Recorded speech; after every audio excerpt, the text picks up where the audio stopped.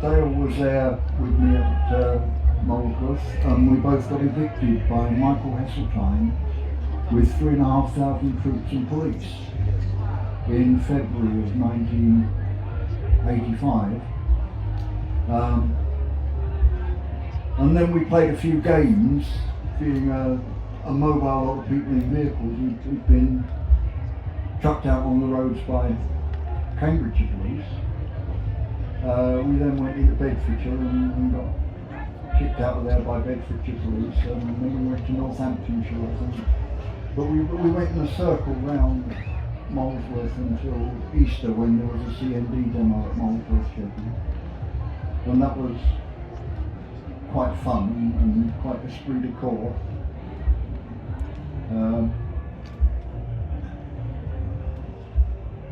And we'd been joined during the winter by people who'd come from Nostell Priory that you heard about in the film.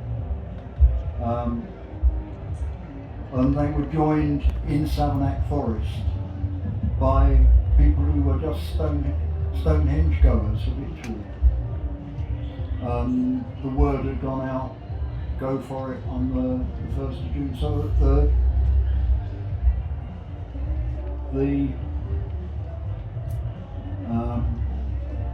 the end of May, there were these people in Savernake Forest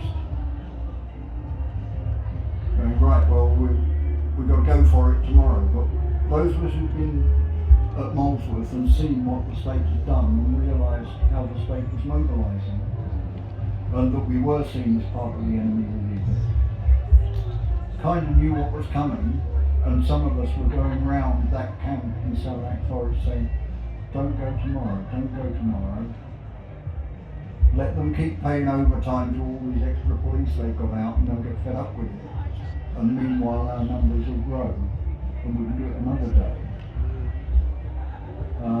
So there was a few of us who stayed behind in Savernake Forest. It wasn't that the convoy left their children behind in Savernake Forest and went off to do a battle with the police. That wasn't what happened at all, but some of us stayed behind in the forest, and that meant that there was a base camp that after the trashing took place, people could return to and kind of regroup. And that was part of what I did.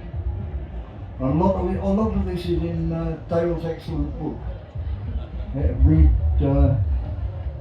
Dale Vinci's book, Manifesto. Manifesto, that's what it's called. And he'll tell you something about it. And thanks, Dale, for funding this resurrection of film. I think it's great. Thank you. Thank you, everybody. What you said there, Brig, is really interesting to me, because I do think that it began at Molesworth. The cops that day created this convoy and they didn't know what to do with it. And they smashed together all kinds of different groups of people into one 100-vehicle convoy on the roads. And as you said, we went from one county to another. And the game they played with each other was to take us to the border of the next region and then just leave us and push us to be somebody else's problem. And I remember Michael Heseltine. I was tripping that night, but I remember him clearly. He had on a camouflage jacket and makeup for TV, and he jumped out of the chopper, Defence Secretary, and just did his piece to camera. It was a very strange thing.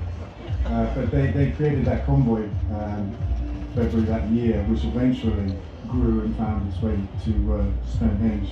And yeah, the rest is history. I suppose I should ask if anybody's got any questions. Question and answer, right? Who's got the questions? Do we have someone who can run around with a microphone? No. No? Yeah. It's a hippie show, right? Okay, alright, okay. So first, let me thank you for the film. I've just recently seen documentaries on the struggle against Sanrizuka, the airport in Tokyo, and in the Lalzak in a similar time period. It's fascinating. Starting again. Up, hey, there we go. So firstly, again from the top. let me thank you for the film. Recently having seen documentaries about the territorial struggles Sanmizuka against the Tokyo airport, and in the Lauzac in the south of France in the summer of 1973-1974, it's absolutely fascinating to see the differences and the similarities between these popular movements against the state and how they're all crushed. And it's the process of crushing that I want to ask you about. When I first moved here from New York in 2012 to London, and I found that we had crappy internet service, I would say things like, let's get up on our roof and put up mesh antennas and start an ad hoc mesh network, or we should get up on our roofs and put solar panels up there and sell that power back to the grid. And people would say, oh, we can't do that. It's illegal to be up on our rooftops. And we would have to ask somebody permission. And what I found everywhere I went was something that seemed to me like docility. Seemed to me like an inability or an unwillingness to take initiative.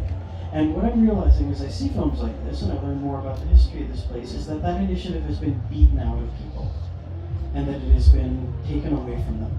And I'm wondering if you could speak to why you think that process seems to have been so successful, why you think the inherent sense of initiative seems to have been driven out of people, such that things that were within relatively recent living memory are almost entirely erased from the cultural record, and people have no recourse to that sense. Yes, we can do things ourselves. Yes, we can take care of ourselves. We can organize our own defense.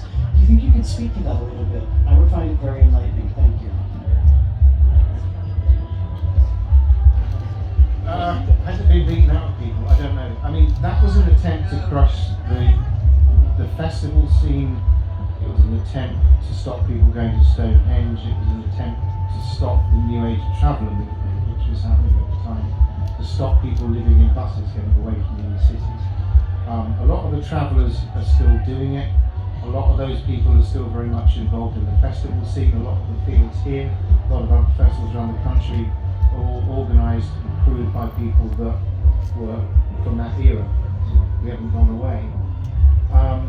As far as the standing up for ourselves and protest is concerned, I mean, we still have a good tradition of that. We've had a lot of new laws passed in the last several years to stop climate protests, and now protests of all sorts against Palestine action. They're about to be described as terrorists. There's a lot of people that are still protesting in this country, and we're still doing it.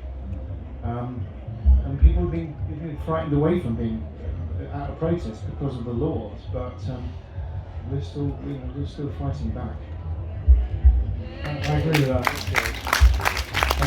There's a lot of people still taking initiative and standing up for what they believe in. I mean, you do see it on the streets of protests and stuff like that. Look at Extinction Rebellion and Just Stop Oil and Insulate Britain and those people.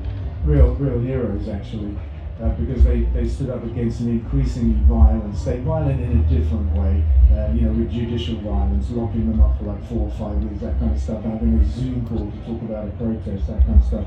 There's a lot of bravery in the world, a lot of people still standing up for this stuff, so I don't accept your premise, actually. I think there's possibly some unintended consequences with the action there, because people say, did it stop that initiative? I don't think it did. What I think it did is make people realise what they were up against. As you say, the full force of the state was unleashed. For why? Why was that so threatening that they had to go to that extent? And I think more people learned from it, maybe rather naively, because in those days, the travelling community weren't always. And we were there at Beanfield. We were travellers. We were there to support, the Commonwealth access we had to the land through Stonehenge, Beanfield, the festival there.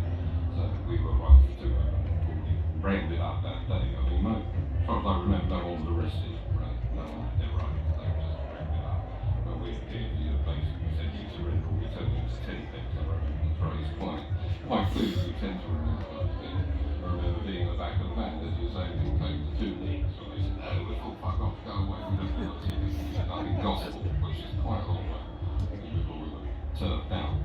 But I think what people realised is that perhaps it was a bit naive to think we could just take something and do something like that without some sort of structure and some sort of interaction.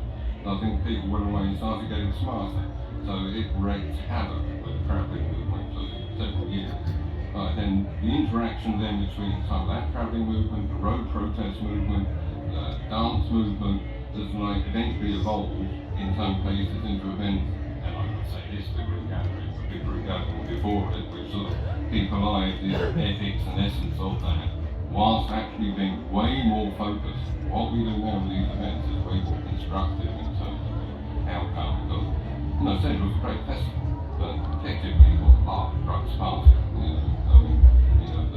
Things like sanitation, the rest of it. Some roads seem to specks about all that, but the spirit was there. So to combine the spirit with actually being smart to engage with the state, and that's what our licensing law is all about. You're negotiating contract with the state, so they don't move in and trash it. So I think, basically it evolved and forced the movement to actually get smarter and more organised and possibly more of a threat now than it ever was then. Another question? Anybody else? There hasn't been a proper inquiry, there hasn't been justice for this situation. What would it take for there to be a proper inquiry and for the individuals who suffered to be recognised, possibly compensation? Is that ever likely to happen? It would take millions of quid and a huge inquiry, and it would take such huge chunks out of the lives of people who rebuilt their lives since, that the mental toll of that, I think, would be more than you'd get out of it. I'd support an inquiry myself. I think it's the kind of wrongdoing that shouldn't be allowed to be let go. This government have responded recently to public pressure to have an inquiry into grooming gangs. So what would it take? I say public pressure, actually, to have an inquiry into this. And there is some. And also at the same time into Aubrey, the miners' strikes just before the Battle of the Beanfield, the most terrible violence visited on striking miners. There should be an inquiry into that as well. So I'm for both. And I don't think, watching that film was a toll, right? But that film is evidence. There's a lot of evidence there, a lot of people speaking up. I think it makes a compelling case what happened that day was arguably wrong, and I don't see how the state could hope to defend itself at an inquiry. Yeah, I wouldn't know. I think there was a lot of things that were probably buried in, because the government papers in so many years they were not allowed out. There's probably stuff that was buried that would be quite revealing if it did come out. I don't know whether that would make a difference. There was allegations that the police didn't have numbers on. Some people thought they were army, and I don't know the truth of that or not. But a lot of this was buried at the time, and if there are state secrets that are held on these 50-year rules or whatever, maybe there'd be some evidence there that would be compelling enough to have an inquiry, but it would take a lot of people to do it, I suppose. So I'm not sure whether there would realistically be a chance of that. But justice certainly wasn't done. And the people at the trial, they won the case. They won the case for damages, but the judge overruled the jury effectively, directed them to find in favour of the police, and so the money that they were awarded was lost in having to pay the legal fees of the police. So justice has never been served here.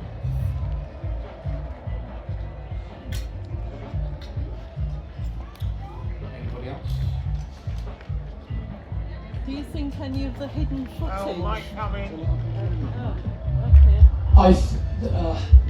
The premise that Margaret Thatcher sort of instigated this new culture within the police force, I think that's much more complex. I, back in 1973 and 74, served a prison sentence in this country as a prisoner of conscience because I'm a Quaker, and I was in a weekly silent Quaker vigil outside the American Embassy, which was then in Grosvenor Square, and the police came and truncheons out, and I was dragged off in a Black Mariah and completely lied about the situation and ended up with an 18-month sentence. And it was Amnesty International that successfully led the appeal, thank God, because I went on to do jobs that having a criminal record would have been a serious problem. So the police have been drifting towards violence of different kinds and certainly framing people for many years before either Orgreave or the Beanfield situation. There's no doubt about that, actually. My own experience of police violence well before the Battle of Beanfield. But if you were talking to my point, which was Thatcher's speech, the one she didn't deliver to the Tory conference in Brighton, it identified the unions and the travellers as the biggest enemies of the state. The IRA bombed that conference and she didn't give that speech, and she had to change it because clearly the IRA were a bigger threat than travellers were.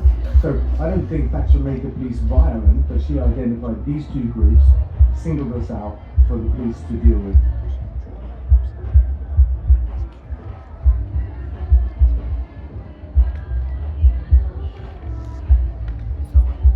Hello. Do you think any of the hidden footage that was squirreled away is still around somewhere? That's as much as we can find. And the story with the footage was that, as Kinsabila, the journalist, said, they shot an awful lot of material during the course of the day. The story is that they went to Bristol, where there was a kind of local ITN office. They cut a 2-minute sequence. They transmitted that back to London. The rest of the rushes of everything they shot, somebody in Bristol cut a rough assembly and dumped some of that footage on a tape, which we got, that was used in evidence in the trial. And as he said, when he went back to ITN headquarters sometime after to look at the rushes, it had gone. And the same is true of the stills photographs that were taken by Ben Gibson for the Observer and a fellow I can't remember for the Guardian, both of whom were arrested. So that footage that we got, I don't know how it got out, but some editor with a conscience got it out from Bristol, and that is all that exists. The only thing that exists in ITN's archive is 1 minute 55 seconds, and what we've shown in the film is probably a fraction of what was actually shot from the stories I've heard about what happened to people. It's pretty shocking that they shot a lot more shocking material than that. And I don't think we're ever going to see that footage. It's gone. It was taken away from ITN headquarters by, the powers that be within the media and the police. And at that point, it was even worse than it is now. It's pretty bad now, right? Because what are we saying about Gaza? We're seeing it, aren't we? So yeah, it was censored. It was taken out, and I don't think we're going to see it again. That's all there is. It's never been seen apart from the context of this film. I think that's incredible. 1 minute 55 seconds of footage for the hours of the Beanfield. I think that's incredible. But I just want to say something more positive actually. This kind of thing can't happen anymore because everybody has a phone. Everybody takes pictures, shoots videos. We have a thing called the internet. And I think the police have begun to behave themselves far more than they did back in the day because we're all witnesses. We can all record this stuff. It can't be suppressed like it could be when it was just a couple of TV channels that you had to just dump their footage because we're all got cameras and we can all give evidence to this stuff. Like the big issue seller that was killed by a cop in London. He claimed the cop said one thing, a passerby had video footage of him pushing him to the ground, causing him to hit his head and die. That's the kind of thing that is making the cops more accountable and making it harder for them to do this kind of thing. I don't think something like the Beanfield could ever happen again.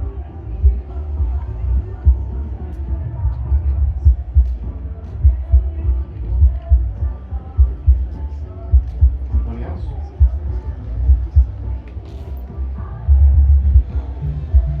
I think Dale is probably right about it couldn't happen again in the same way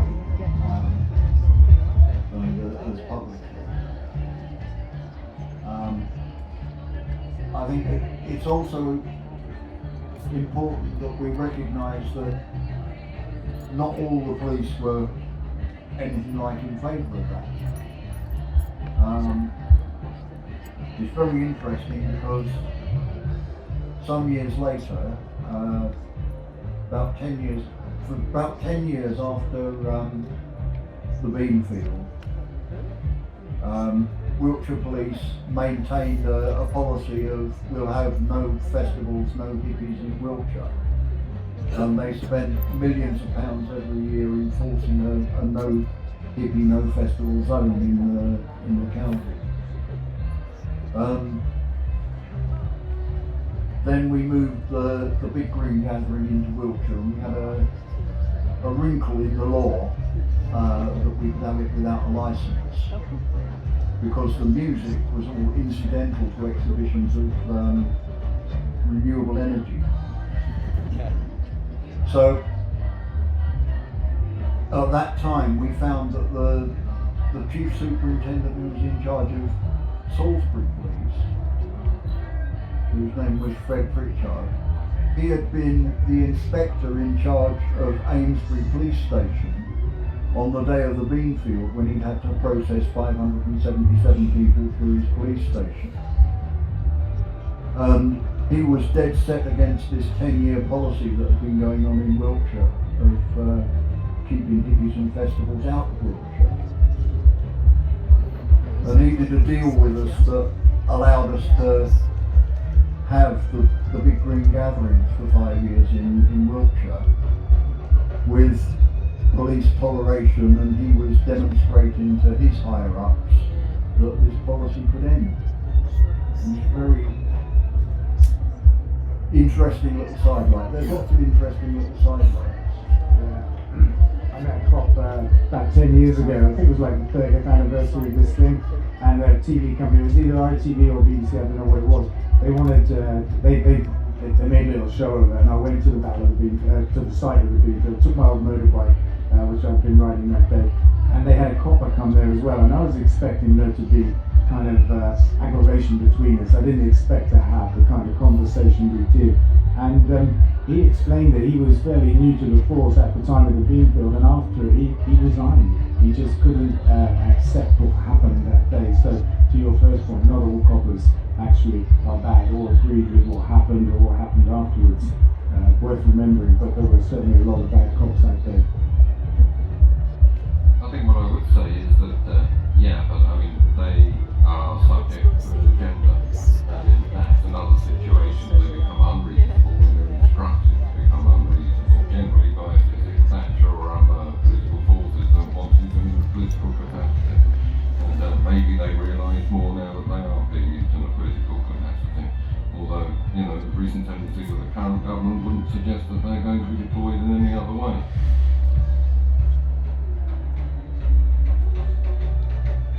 I think the whole history of my adult life since the 1960s has been a succession of governments clamping down more on what you can and can't do.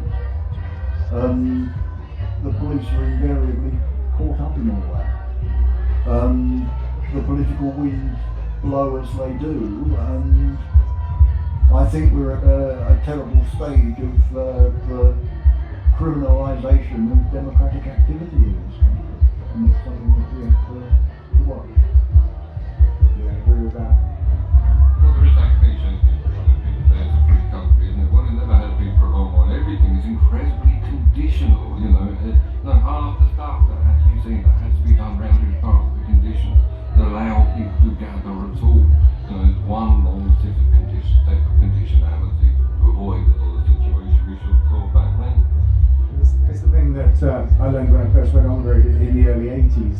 You know, you think it's a free country, you think you can do what you like.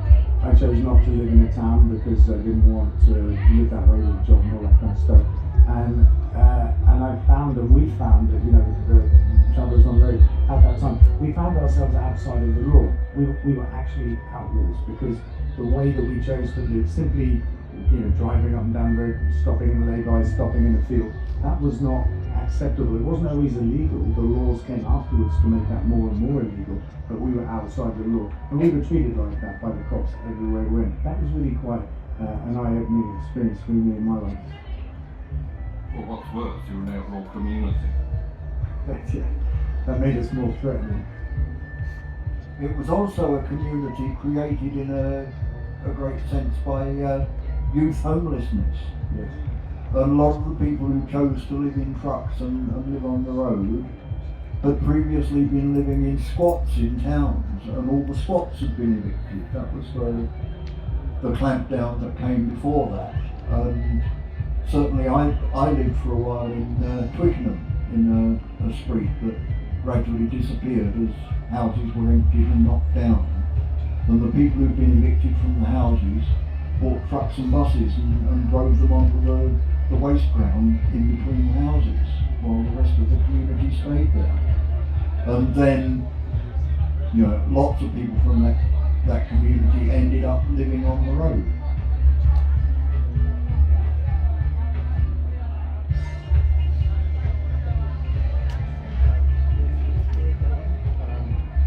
Any more questions?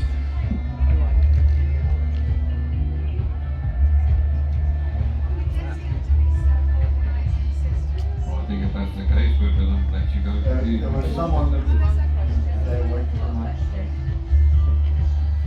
Yeah. Well, thanks for coming, everyone. That's a slice of history. No, hang on. It may be too big a question for this time of night, but are we self-organising systems? Are we destined to continue being self-organising systems?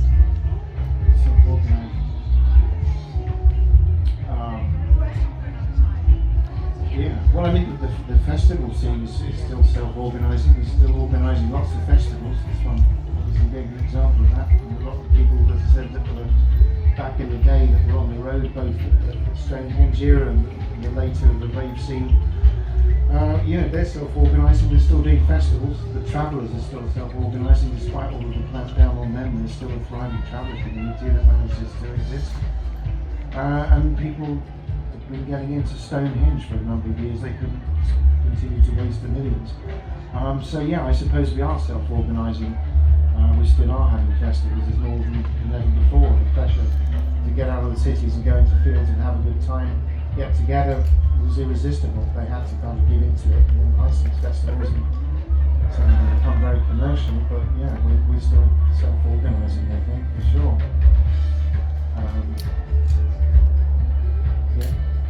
I just want to say this actually. I think the ideas that we pursued back in the day, then decades ago, our way of life, particularly renewable energy and not eating animals, that kind of stuff. These two things have become mainstream. Right? I think we are taking over popular culture in that respect. I think it started probably on the road in the festival scene, and here it is. Right? But more and more people are going vegan, and renewable energy powers half our country now. It'll be 100% in the next 5 years or something like that. That started in festivals, in my opinion.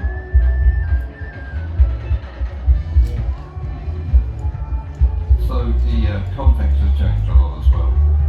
The attitude of things like local authorities are much different nowadays. They actually welcome festivals as a managed because it brings money into their local economy one way or the other. I mean, festivals are now. I mean, there are festivals and there are festivals, and quite a few of them are big business. So festivals are big business, and to the extent that the Association of Independent Festivals now meets monthly more or less with DTMS. Festivals aren't taken seriously now. Because they're a major cultural aspect. Look at Glastonbury in itself. It used to be considered probably a wacky outpost. That's a national institution, like Wimbledon, like Ascot, like all those sort of things. That's what is now part of the culture. So you'd say that has gone mainstream as well.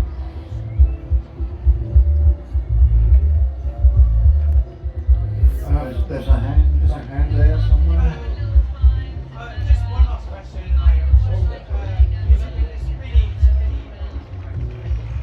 Where are you?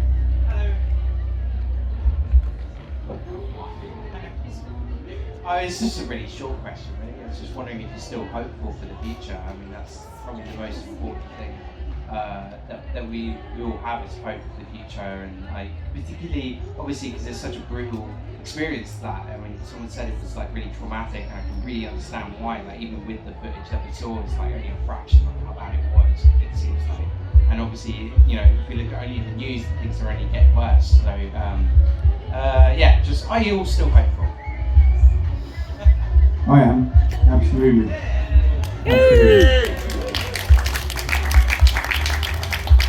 I think on an individual level, you go through things and you have to stay hopeful. You have to, we're still alive. We're still going.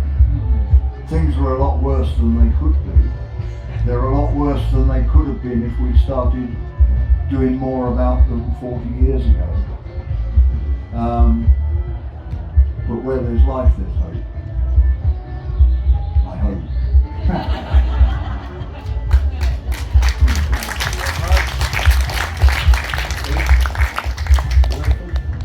Yeah, I mean, it's it's self-replicating. I mean, I was at another festival recently, and I mentioned the function of age, and I said, but kids getting younger again. All these kids at the festival.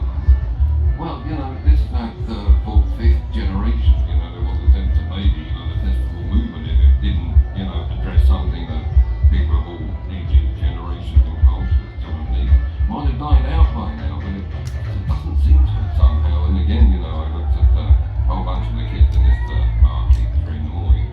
There's 200 of them, not one smartphone. They're all having real experiences, real interactions, seeds of community and antidote. I think, that's, so it's, we've got generation after generation of younger people getting involved, and, festivals like this grow and grow. That's got to be a good thing.